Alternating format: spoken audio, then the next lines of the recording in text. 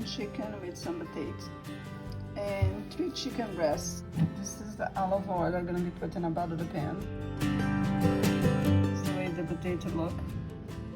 I made some mayonnaise. We're gonna marinate the chicken with.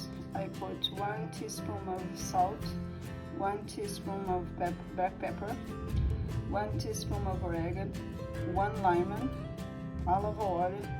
The garlic I do not chop, I just put in the whole garlic, and some ginger because I love ginger. And I add this spice because I love.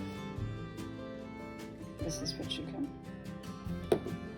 And I'm gonna add some pepper flake and the smoked tomatoes and on top of my chicken. I add the tomatoes. I'm gonna cover that and I'm gonna put in the oven for 1 hour, 1 hour and a half. You just look 350 degrees. This is my chicken. Look very good. Smell wonderful. This dish is very easy to do. You can do it pork, chicken, red meat, or you can do it sausage. And I have a burger flour I made.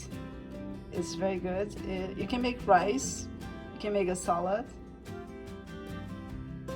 It's potato, chicken, and the rice, burger rice.